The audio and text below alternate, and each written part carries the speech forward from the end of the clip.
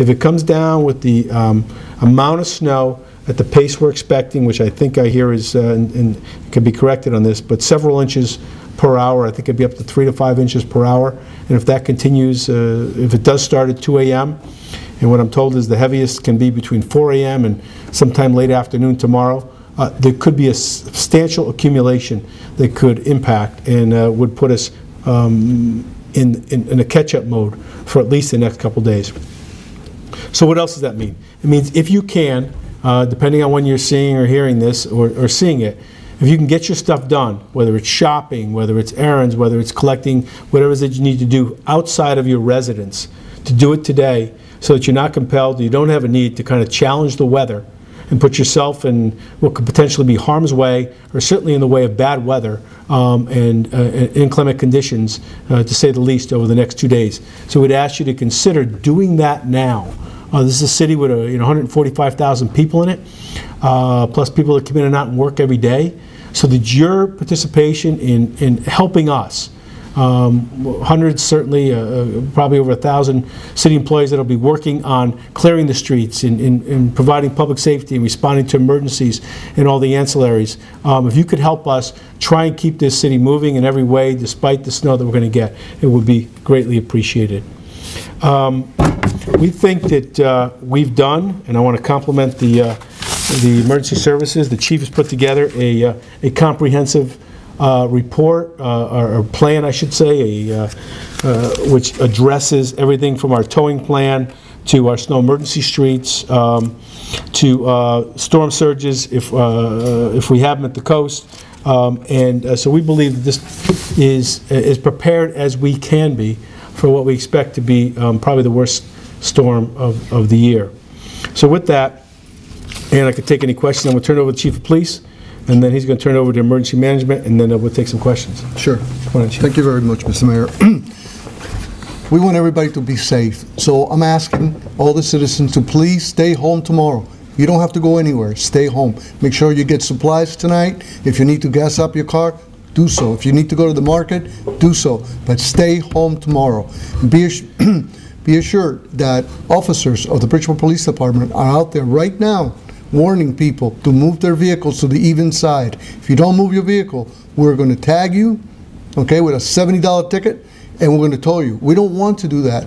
We want you to be safe, but you need to understand, in order to to clear the streets, we need you to be on the even side of the road.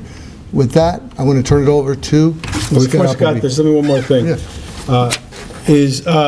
If you do, when you do have issues that you need to report, we have an app for those that are nimble with their fingers on their app or on their phone. It's a 311 number. So if you have things you need to report, whether it's, and again, bear with us if you're on a side street, like most residents are, because we're going to have to hit the main streets first, and we're going to have to keep hitting them and keep hitting them.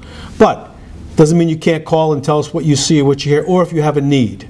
And the 311 app, as you know, is different from 911. 311 is for your non-emergency requests.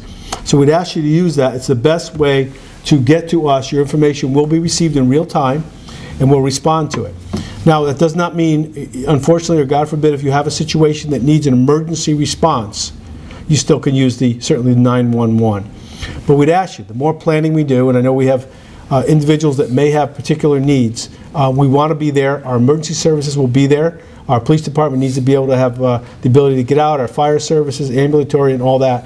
But 311 is your place to call, or 911, and then I'm sure Scott has a number for our command center. So for emergency management services, Scott Appleby, Scott, why don't you step up and fill in the gap? So as the mayor and the police chief have indicated, we finalize our strategies based on the current information that we've gathered from the National Weather Service.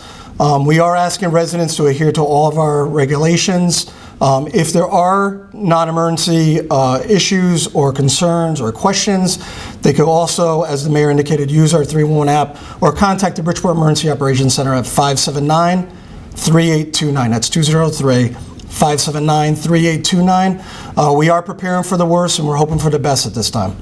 Given that there are still some uncertainties about the forecast, if we do get dumped on, do you have a benchmark in your mind? You want to see downtown, you want to see the side streets cleared by Friday, or maybe it'll take a little bit longer? You want people to be able to... Yeah, I think, by sure. No, it'd be hard to get it out there, but I think what's interesting so far, what little I've been able to glean when you go out 3 or 4 days, is it's not going to warm up. It doesn't sound like it's not going to warm up, which makes it continuously challenging. That little bit of warmth, when it gets up to temperatures where you can see stuff start to melt a little bit, it's a big help. So right now, hopefully it changes. Let's hope a lot of things change, but if it doesn't, we're going to get dumped down with a lot of snow. It's going to be more snow than we're going to be able to keep up with. We're going to be behind. So this is your expectations. This is not pessimism. This is just reality. We're going to be playing catch up for 2 days, and people are going to say, you didn't get enough snow off the roads, it's piled up, I can't get my car out. That's what's going to happen. Getting information out early, hopefully people will cooperate again. It's, you know, if it's 1,000 to 140,000, because if we have 1,000 people on, I'd be surprised, but maybe in a 48-hour cycle, you have that much in different players coming in and out. We're going to be playing catch-up, and emergency services got to be first. So of course I'd love to have the downtown cleared in, you know, when the last snowflake finishes landing, but that's not a reality. The reality is going to be that it's probably going to be a few days of cleanup, and I've seen this before.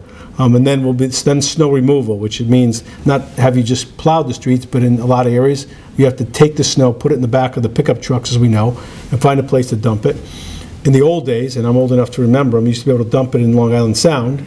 Certainly EPA's corrected that kind of continuous mistake. So we do have places close by.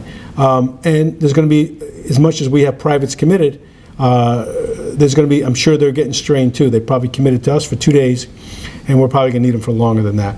So it's a long way to go. I don't know. But I wouldn't expect anything soon if it's what we expect. If it's less than we expect, we'll get them clean. I will say this. I was pleasantly surprised in last winter when we came in with a new team. A lot of department heads were new. Certainly John Rickey was new. And they attacked what was our early storms that year, I think very successfully, contrasted to what people had seen in the past. But you can take my quote to John Rickey. I give him all the time. You're only as good as your last snowstorm. Mm-hmm. So everybody's committed to making our work hopefully as successful as it can be, but with as much assistance as we can get, we'll ensure that happens. So I don't know if it's going to be 2 days, 3 days, 4 days. It'd be nice though by the end of the week certainly to be, or at least over the next, by Thursday or so. So we'll see.